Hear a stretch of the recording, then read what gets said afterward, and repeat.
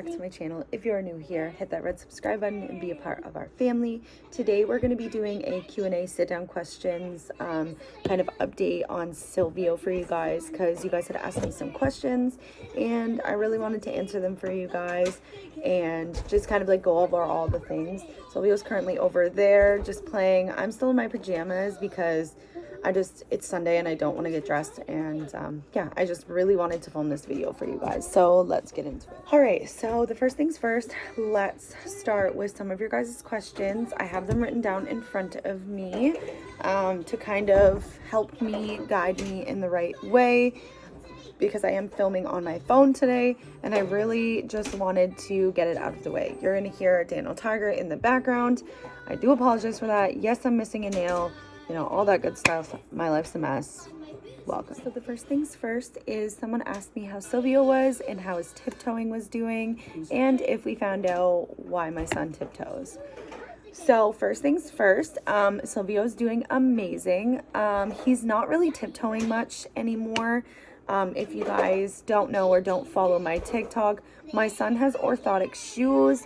I currently can show you guys what they look like. So my son started tiptoeing, and the minute he started walking, I kind of realized that my son would walk on his toes and he would just be upright all the time and he would fall.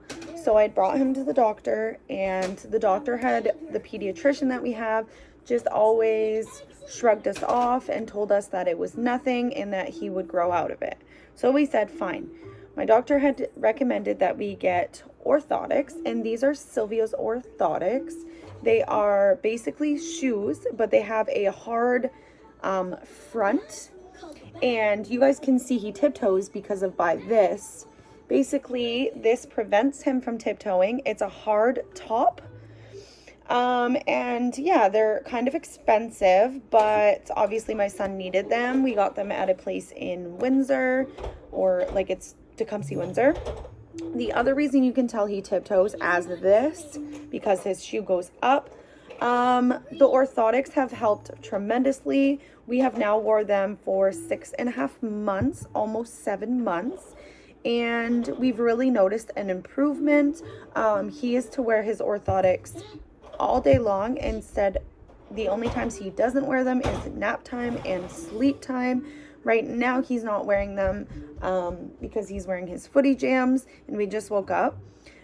Basically what happens is we're gonna get a puck basically, and it helps with the arch of the foot, and that will be actually this month.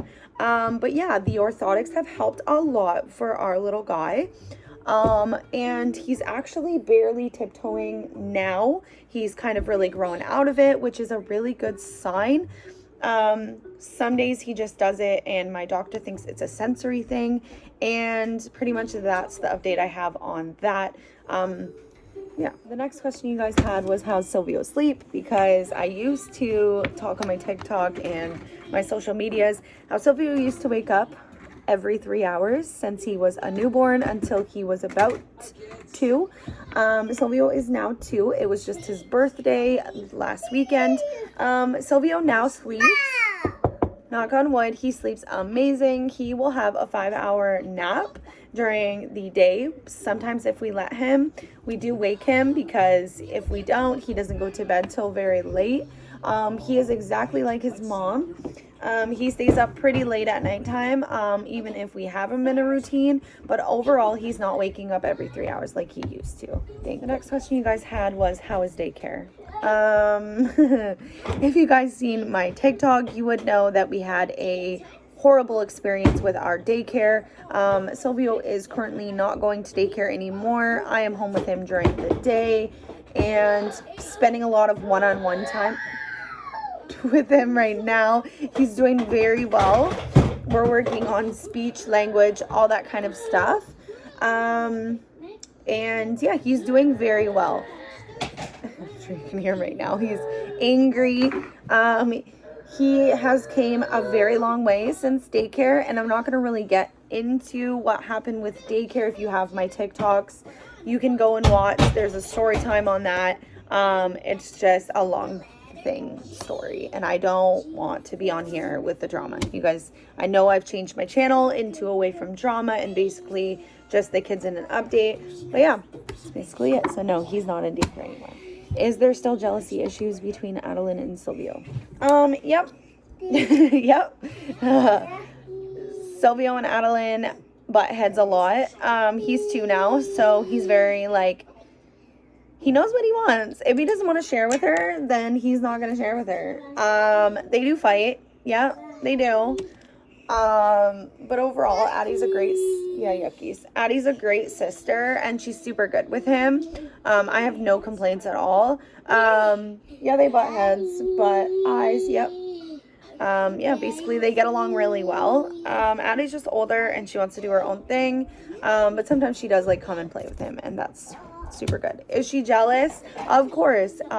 She's always going to be jealous.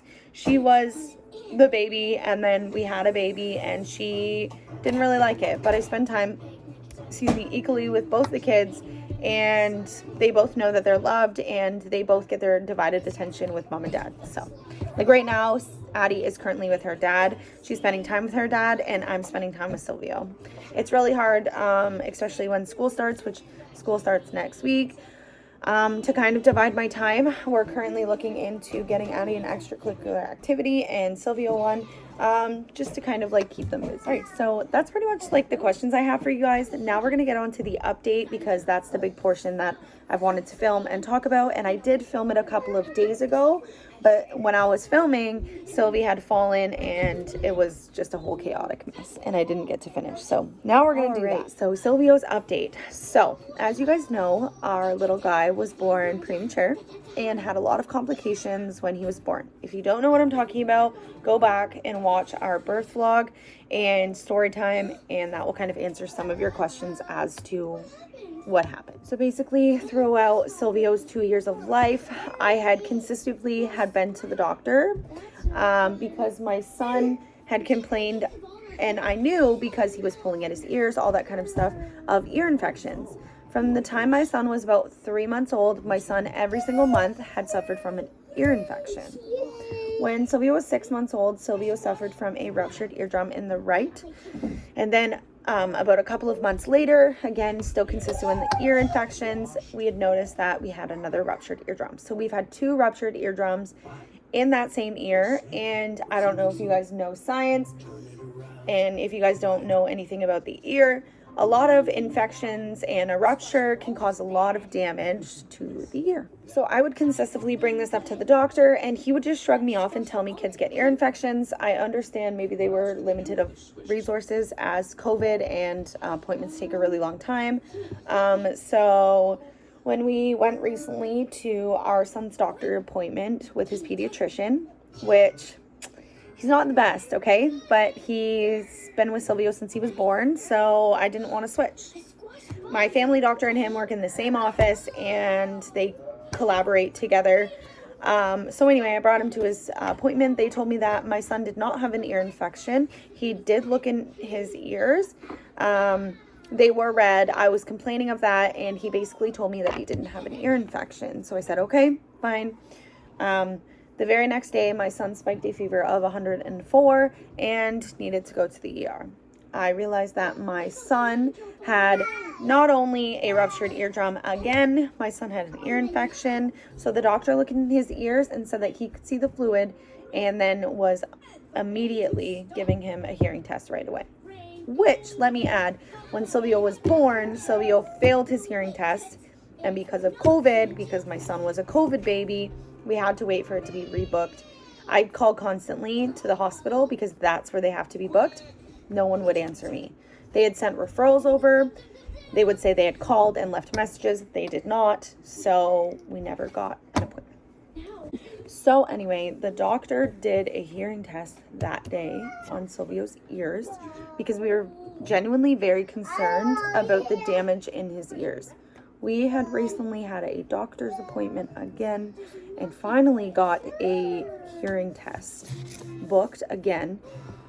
From the test that we got, Sylvio's hearing is 40% in one and 50% in the other, which is very, very low. And I had noticed signs recently that his audio wasn't well, and it was something that I again brought up to the doctor when he started talking. And his balance is off, which balance is from the ears. His speech wasn't clear. He speaks through his nose. He's always nose breathing. He sounds like he's congested 24/7. Again, I brought up all these things to his pediatrician. So then my pediatrician was not doing anything, so I brought him to his family doctor, which is in the same office. Again, I explained that. I brought him to our family doctor, and my family doctor had looked at him and said, his tonsils and adenoids need to come out, and they are swollen, and that's why he sounds like that. My son snores louder than my husband, and I had told the doctor that he needs to go for a sleep analysis, a sleep study. Now, here's the thing. My husband has had tubes, adenoids, and tonsils removed. It is genetically linked. So now my son is suffering from it. I'm not saying it's my husband's fault. Obviously, it's uncontrollable. But I had to advocate on behalf of my son. So the next thing I kind of want to talk about is his motor skills. Now, as you guys know, in a lot of our videos, Sylvio is in a stroller, and a lot of you guys have questioned why he's in a stroller. Sylvio can walk, but Sylvio cannot walk very far. His legs get very tired and weak, and he just can't walk anymore. So recently, I think just after his 2nd birthday, I live on a farm. If you guys watch my videos, you would know that. I live on a farm, and I own 2 properties, and we just built a sod field. Just about maybe 400 steps. Now, every night, my family goes for a family walk to the sod field, let the kids play and run, because it's an open field, they can play and run. Sylvio has always been pushed in his wagon or his stroller, and he's never really wanted to walk. So this day, it's been about a week, we had went for a walk, and he had seen his dad and his sister walking, and he wanted nothing to do with his wagon. Now, at this point, of course, we're really scared because we have ditches along the road and everything like that. He's never really walked on the road, cement. So, as you guys can see, he's gotten super big. He's still got his little blonde hair. It is changing. His eyes are actually a green color, and they're very beautiful. He's very busy all the time. He has tons of toys. He loves being with the tractors. He's a huge mama's boy. When he's hurt or sick, he's like instantly like, mommy, mommy.